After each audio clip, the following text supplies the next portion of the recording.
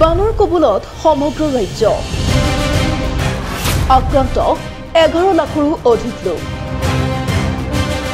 489টাকৈ আশ্ৰয় শিবিৰত আশ্ৰয় 18,459 গৰাকীকৈ আক্ৰান্ত মৃত্যুক সাৱটিলে 38 গৰাকী দুৰ্ভগীয়া বানক্ৰান্তই উজনি অসম নামনি অসম বৰাক উপত্যকা সকলোতে বানৰ ভয়ংকৰ ৰূপ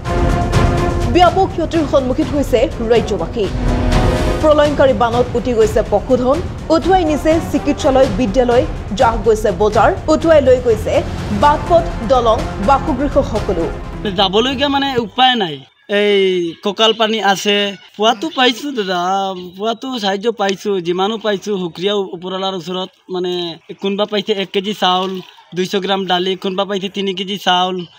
আধা কেজি ডালি কোনবা পাইছে মিঠা তেল কোনবা পোৱা নাই আমাৰ গাঁৱত ইমান দুখীয়া মানুহ আছে মোটা মানুহ নাই ঘৰত এই ল'ৰা ছোৱালী 3টা আছে শুধু মাইকী মানুহ একজন আছে ক'বলগা মানুহ নাই আৰু তাক দিবলৈ মানুহ নাই ইতিমধ্যে সমগ্ৰ ৰাজ্যতে ভয়াবহ বান পৰিস্থিতিৰ বাবে বিভিন্ন স্থানত স্থাপন কৰিবলগীয়া হৈছে আশ্ৰয় শিবিৰ মৃত্যুক সাৱটিছে 38 গৰাকীকৈ দুৰ্ভগীয়াই বানত আক্ৰান্ত 11 লাখৰো অধিক লোক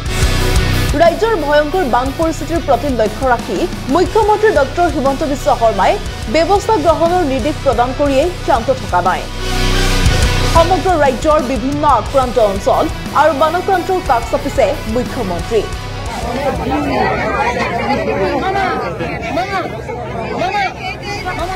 আশ্বস্ত কৰিছে আশ্ৰয় শিবিৰত আশ্ৰয় গ্ৰহণ কৰা বানক্ৰান্ত আপোনালোক থাকক ইয়াত যিমান সুবিধা লাগে কৰি দিব পৰিদৰ্শন কৰিছে ভগা মথাউৰি আৰু বাটপথ গোলাঘাট জিলালৈ গৈছিলো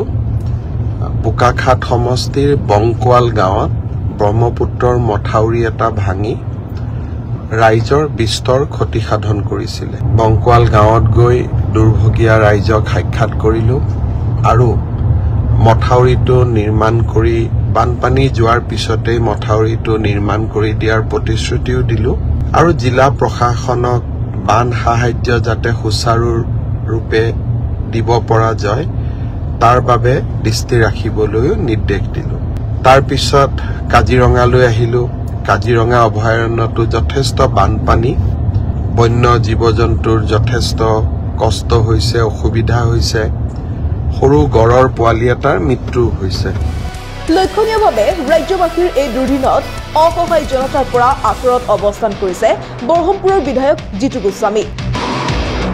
যি সময়ত প্ৰতিগৰাকী মন্ত্ৰী বিধায়কে বানক্ৰান্তৰ কাষত উপস্থিত হৈ কাৰ্যকৰী ব্যৱস্থা গ্ৰহণৰ বাবে বিভিন্ন পদক্ষেপ লৈছে সেই সময়তে বিদেশ ভ্ৰমণত ব্যস্ত আছে বৰহমপুৰৰ বিধায়ক জিতু গোস্বামী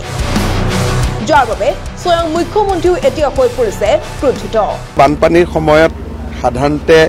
বিদেশত যোৱাটো উচিত নহয় মই জিতু গোস্বামীক ফোনত কম নিউজ ডেস্ক ৰিপোৰ্ট প্ৰতিবিম্ব লাইভ